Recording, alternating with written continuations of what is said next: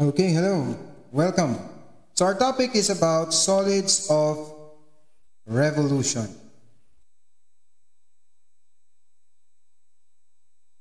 Okay? If a plane area is rotated about a line in its plane, the solid formed or the solid generated is called solid of revolution. Okay, example number 1. Let's say we have a function y equals sine x. Okay? So gawa tayo ng y and x-axis.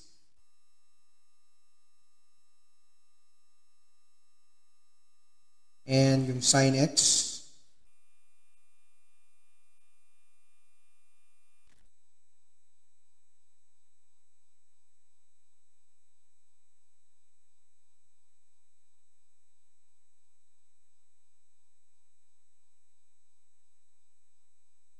And let's say a line y equals 1.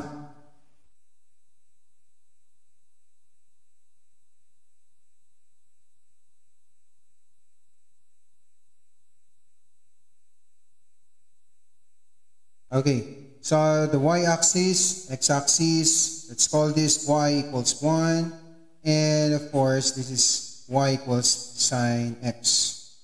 Okay, so let's find the volume bounded by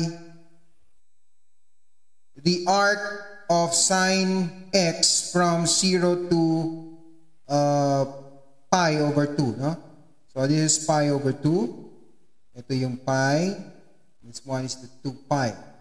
Okay? So bounded by y equals 1, the arc of sine x from 0 to pi over 2 and the y-axis. What is the volume generated if this area is revolved about a line y equals 1? So dito natin paikutin, no? Sa y equals 1. Ano kaya ang volume nito? Okay? So kailangan lang natin dito is the vertical strip. Gamitin natin, no? Let's change the color of the pen, make it yellow. So ito. Yan. So madali lang to, no? Let's say this vertical strip, we know the y upper to be 1. Y lower is sine x. Okay? Now, the volume will be equal to pi r squared times the thickness. Okay? Ganito, no? For example, meron tayo ditong axis of rotation. Let's call this line as line L, no? Tawagin natin siya as line L. Yan. And let's say meron daw dito tawagin natin rectangle na lang, no? And dito siya ikot, no? Okay? So paikutin natin siya dito sa line L. So kapag umikot yan, makakabuo tayo ng solid of revolution. So malamang more or less ganito yung itsura niya, no? Okay? Correct? So para siyang ito disc, no? Circular disc. Ito yung thickness. Okay? And we know, ito kung circle to, ang area niyan is pi r squared times the thickness para makuha natin yung volume. Okay? So, itong thickness natin dito sa ating strip, let's call this dx. Okay, dx.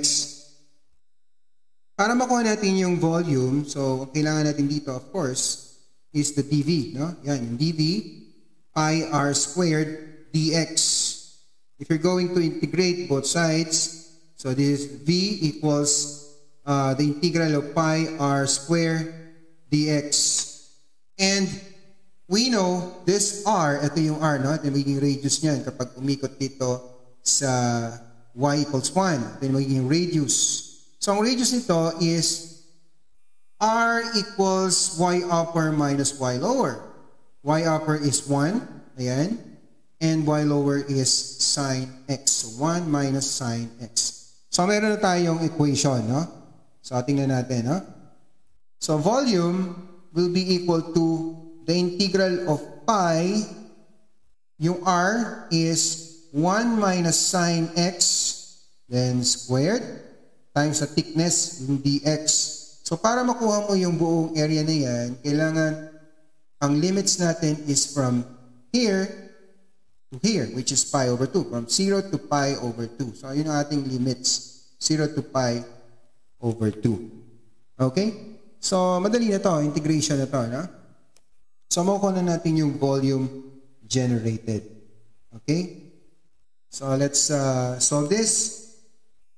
Okay, so we have here v equals, constant na yung pi, labas na natin. So pi times the integral of expand. So we have 1 minus 2 sine x plus sine squared x dx. Limits from 0 to pi over 2. Okay? So madali na, no? So let's distribute the dx. So we have v equals pi times the integral of 1 dx or dx from 0 to pi over 2 minus the integral of, or 2, integral of sine x dx. Ilabas ko na yung 2, no? Constant naman. Limits from 0 to pi over 2 plus sine square x. Integral of sine square x dx. Limits 0 to pi over 2. So, yun yung ating kailangan integrate. Okay? So, madali na itong integrate. Ang medyo kailangan na alam mo, identity is the sine square x. So, what is the identity for sine square x? Okay? So, recall that sine square x is equal to 1 minus cosine 2x over 2. Okay? Or say 1/2 times 1 minus cosine 2x. Okay? So, ito madali na ito. No? So, v is equal to, copy lang. So, we have the integral of dx from 0 to pi over 2 minus 2 times the integral of sine x dx from 0 to pi over 2. This one, labas na natin constant na 1/2 plus 1/2 times 1. Okay, 1 minus, or the integral na lang din. No? So, lagyan natin ang integral of dx. Dx from 0 to pi over 2. Ito na yung 1. Ano? Minus, okay, minus the integral of cosine 2x dx. Limits from 0 to pi over 2. Okay? Yan. Yes, madali na. Sundan lang natin. Okay? So, integrate. So, we have v equals pi times x minus 2 integral of sine x dx is negative cosine. No? So, magiging positive na to. So, positive cosine x. Okay? Plus, integral of x, integral of dx times 1/2. So, 1/2 x. Okay? Then, this one. What is the integral of cosine 2x? So, cosine u du. So, du is 2. Meron tayong integrating factor na 2, no? So, mag-introduce tayo ng 1/2 sa labas. Times 1/2. So, ano yung mangyayari dito? Plus, okay, plus na ito, no? Oh, sorry, minus. Minus 1 over 4. Okay, 1 over 4. Then, sine 2x. Limits 0 to pi over 2. Okay? So, yan. Madali na to, no? So, upper limit muna. Upper limit. Then, lower limit. Minus lower limit. Okay, so V is equal to, ano ba maganda? Ipasok muna natin yung pi or diretso na natin, no? Pwede rin naman, no? So, pi times yung munang upper limit, x, pi over 2. So, pi over 2 minus 2 cosine pi over 2 plus 1/2 times pi over 2. Okay? Minus 1 over 4 sine 2 times pi over 2. Okay? Minus lower limit, no? Minus 0 plus 2 times cosine 0. Lagyan natin ang parenthesis, no? Kasi multiply lahat natin sa minus. So, minus lower limit. Okay? So, minus quantity 0 plus 2 cosine 0. Okay, plus 1/2 times 0 minus 1/4 sine 2 times 0. Okay? There. Aba, no? Okay.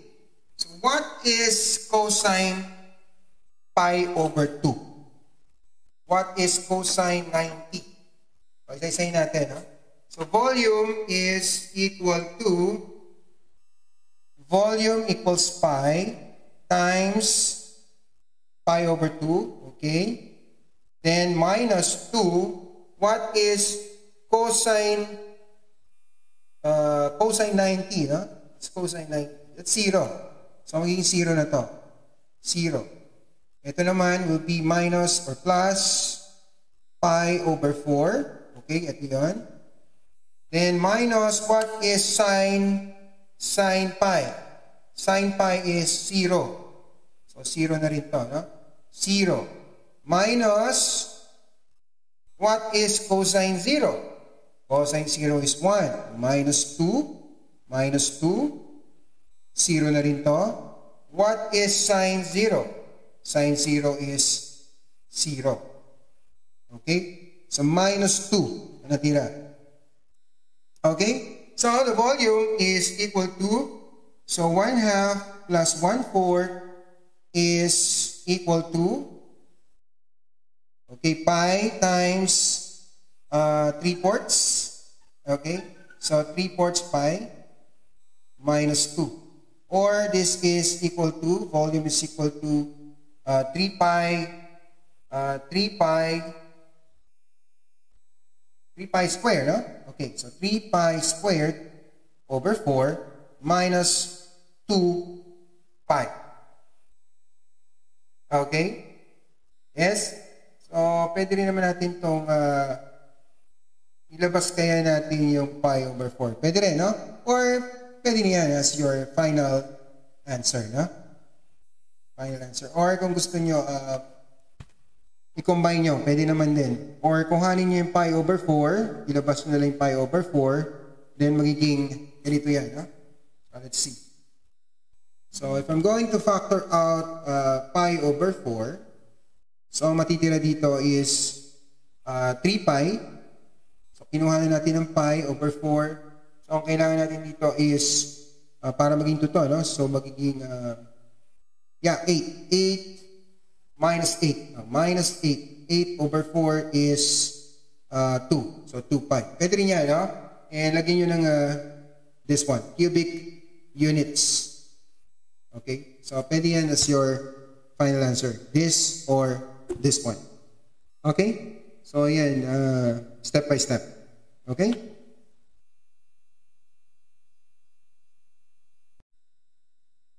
Okay, problem number 2.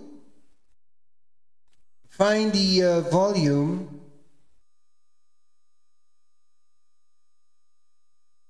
of the solid generated by revolving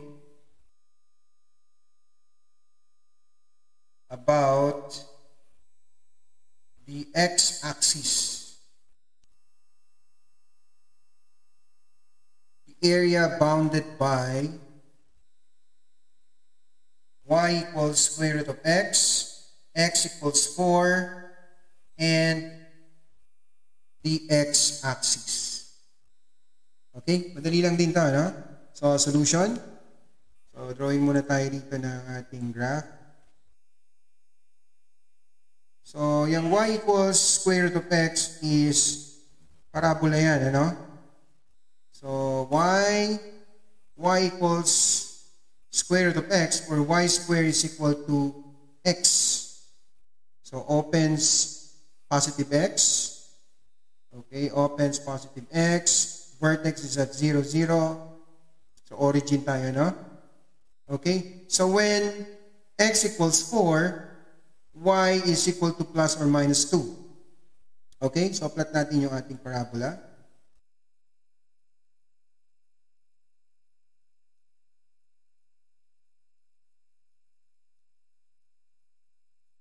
Okay, and x equals 4. Lagay na rin natin.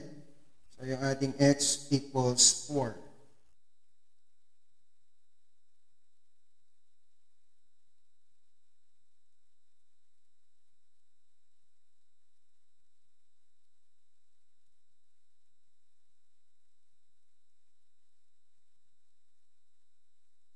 Okay, let's call this line as x equals 4. So, ang problem is area bounded by the x-axis, x equals 4, and the parabola. Okay, y equals square root of x. So, ito yung ating y equals square root of x. So, ito yung hinahanap natin, no? And, ang sabi, volume. Volume generated, or the volume of the solid generated by revolving about the x-axis. So, dito tayo ikot sa y-axis. Okay, madali na to, no? So, kung ito, ano to? Y is 2 and x is 4. So, yung points dito, coordinates are 4 and what? 2. Yes, dito sa baba is 4 and minus 2. So, hindi natin concern yan. Dito lang tayo sa taas, no? Okay. So, palitan natin. Kuha tayo ng vertical strip. So, itong rectangular element natin. Okay? So, again, kapag nirevolve mo yan about x-axis, makakabuo ka rito ng circular disk. And the volume is equal to pi r square times the thickness. And the thickness is, of course, dx. And ano yung y upper dito? Y upper will be the square root of x, and y lower is 0, no? 0. Okay, so solve na natin. Okay. So the volume will be equal to, okay, the integral of pi r squared times the thickness, no? Okay, ano naman yung r natin? So y upper is square root of x. Okay, square root of x minus y lower 0 squared. Thickness dx. Limits from dx yan, no? Tingin tayo sa x from 0 to 4. No? From 0, 0, 0 yan. So 0 to 4. Kasi dx. No? Okay? Yes. So, this is equal to the integral of pi square root of x squared, or x, times dx, limits from 0 to 4. Okay? Constant na yung pi. Sa labas na natin.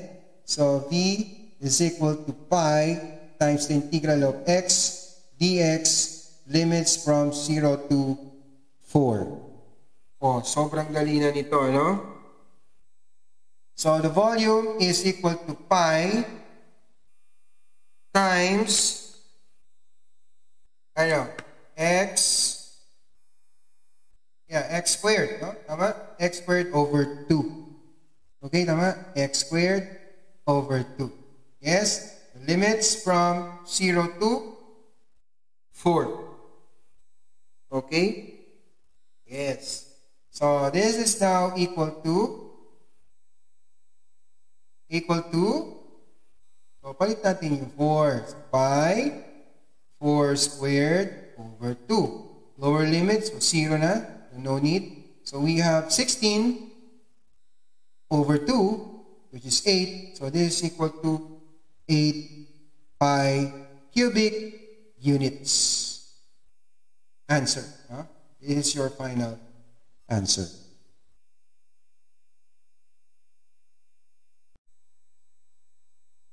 Okay, problem number 3. Find the volume of the solid generated by revolving about a line x equals 2 and the area bounded by y equals x squared, x equals 2, and y equals 0.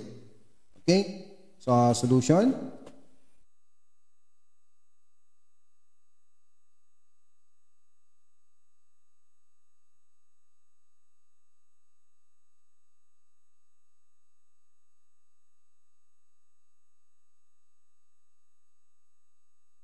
So meron tayo dito parabola, no? Y equals x squared. So y equals x squared. The parabola opens positive y or upwards. Okay? And the vertex is at 0, 0.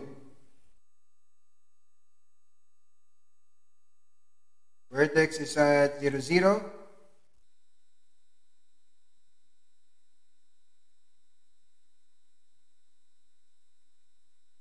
Okay, x equals 2. So when x equals 2, y is equal to 4. So yung ating point of intersection, andito yan sa here. No? At x equals 2 and y equals 4. So yung ating point is at 2, 4. Okay? So this parabola is y equals x squared. Okay? So y-axis, x-axis. And sabi dito, y equals 0. So y equals 0, meaning, andito siya sa ating x-axis.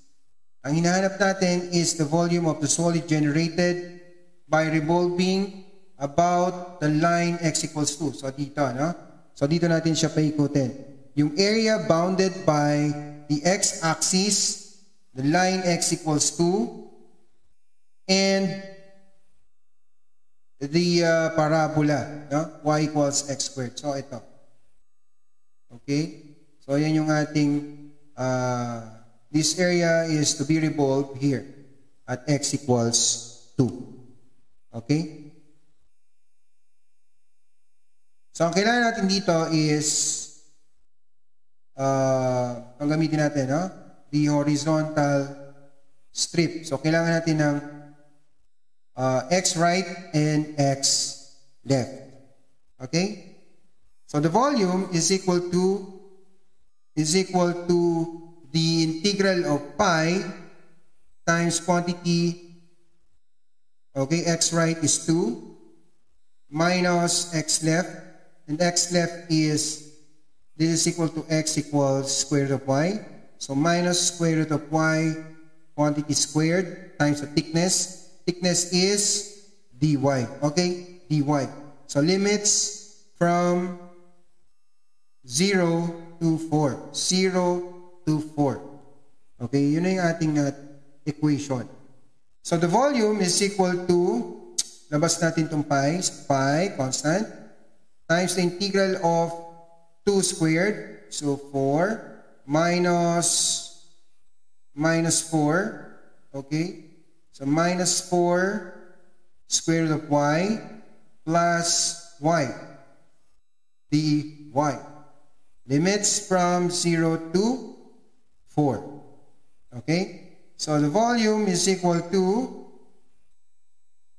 okay, so pi times 4y minus 4 times, ilan to?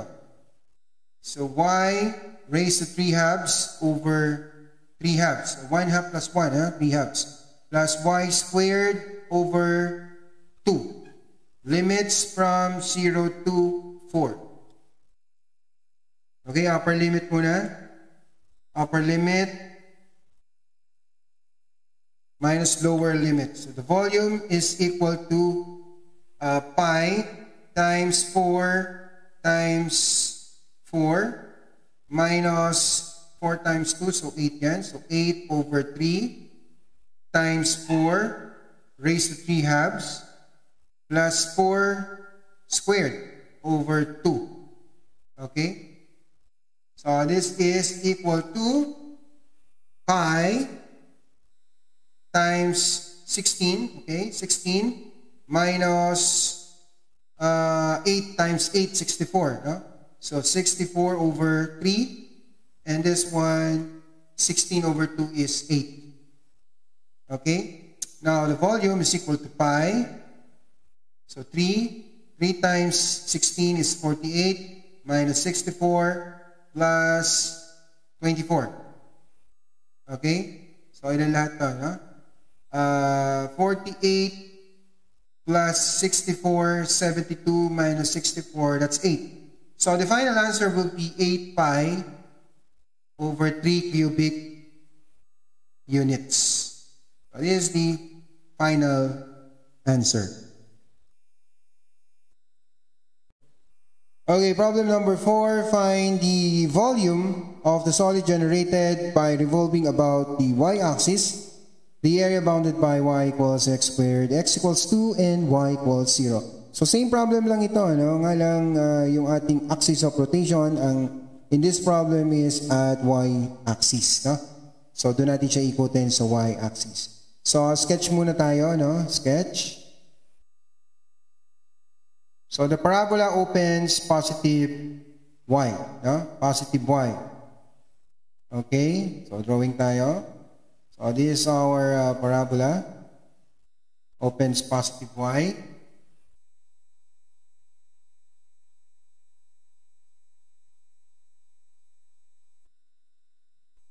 Okay, so this is the y and this is x. This parabola is y equals x squared. So, ang kailangan natin is x equals 2. So, x equals 2.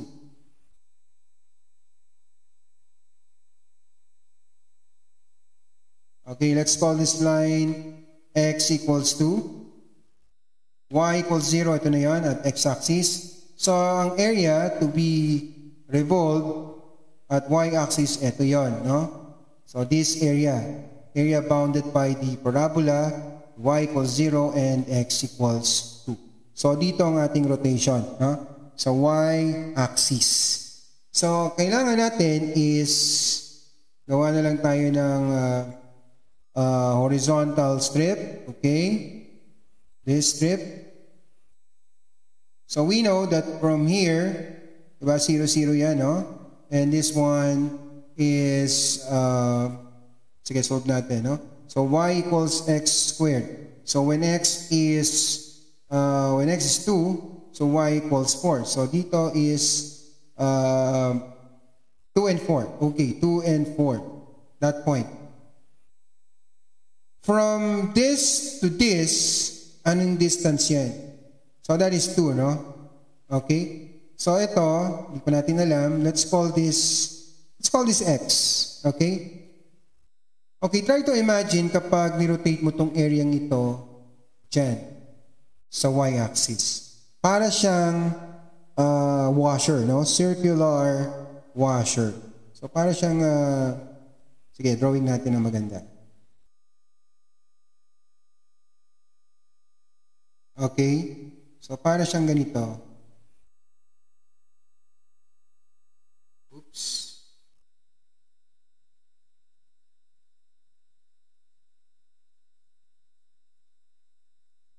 There. Okay, one more.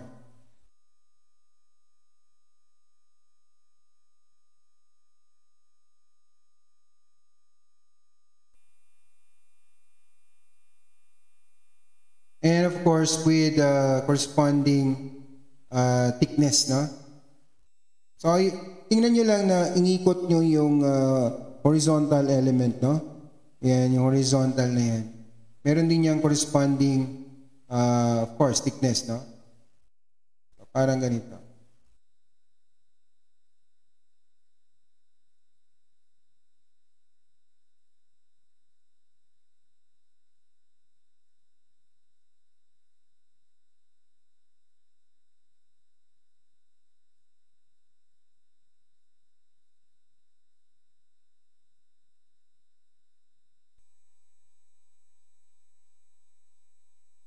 Yan, okay na yan, no? Parang maganda na nga ito eh.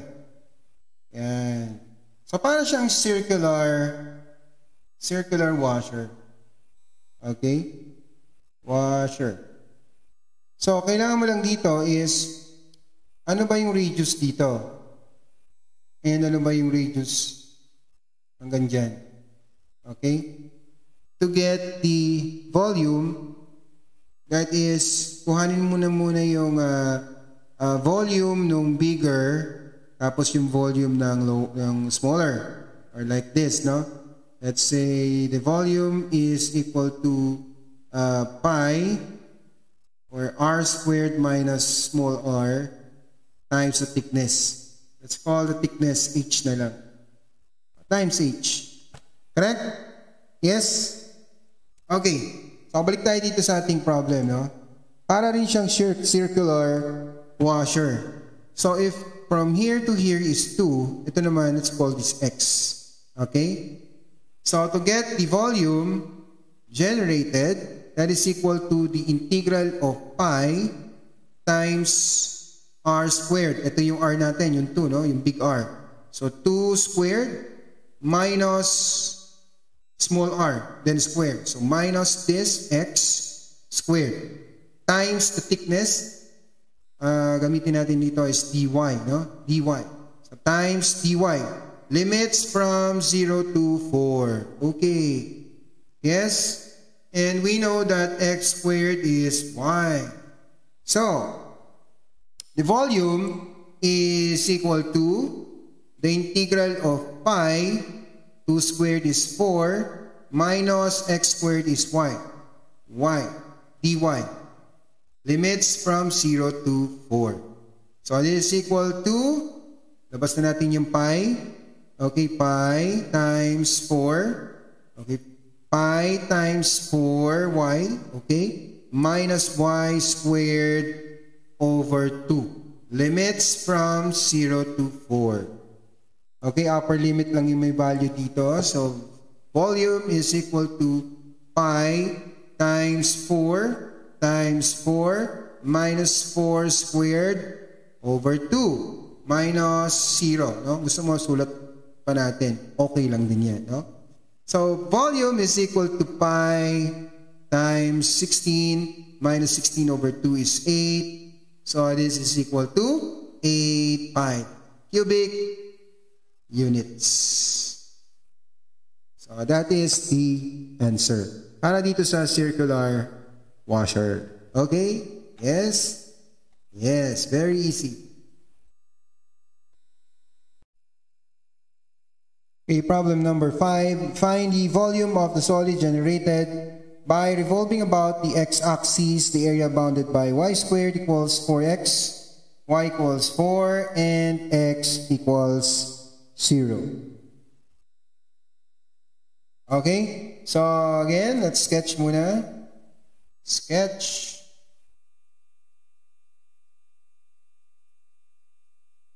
So the parabola opens positive x. Medyo taas natin ang part.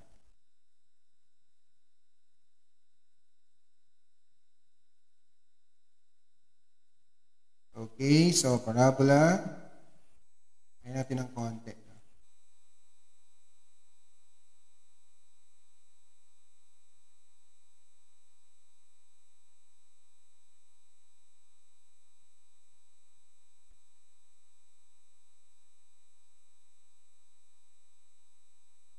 Okay, y equals 4 and x equals 0. So, yun ang kailangan natin, no? So, this, then y equals 4 and x equals 0. So, x or y equals 4. So, drawing muna natin y equals 4. So, dito na lang. Yan. So, let's call this line as y equals 4. So, this parabola is y squared equals 4x. So, x equals 0 is y-axis na yan, no? Okay, so itong area na to. And this is to be revolved about the x-axis naman. So, x-axis. So, ang maganda rito is to draw a vertical element, no? So, vertical tayo. Okay. So, this one. There. Parang ganito rin kanina, no? So, kung dito mo siya ikutin at x-axis, so, change ulit tayo ng pen. Yan. So, from here to here, this is 4. Okay? So, here, anong size niyan? So, let's call this y na lang, no? Let's call this y. So, to get the volume, okay, volume, so volume is equal to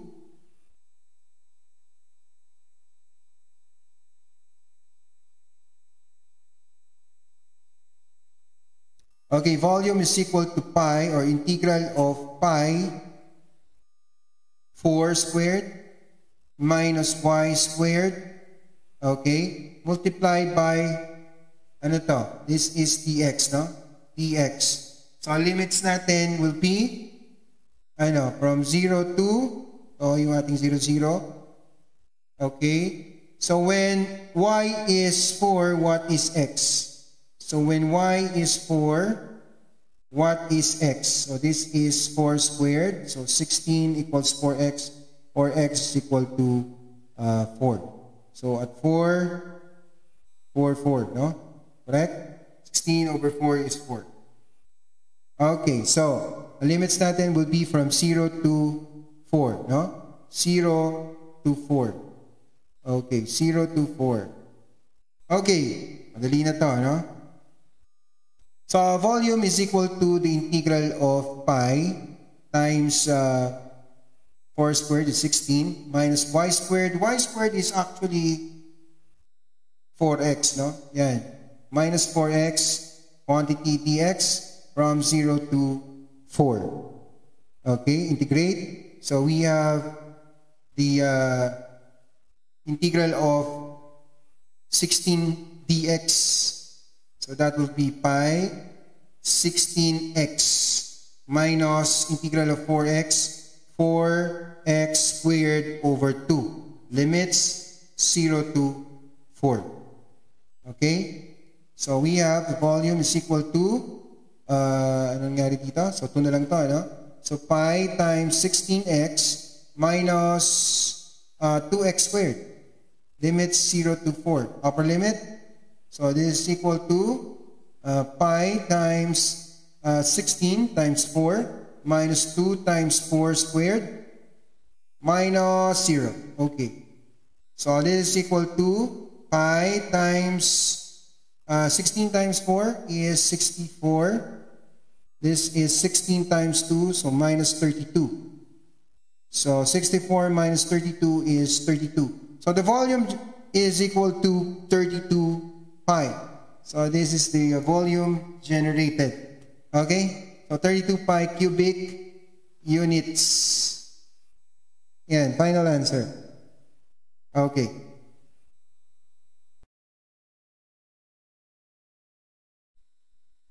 Okay, some exercises for the solids of revolution.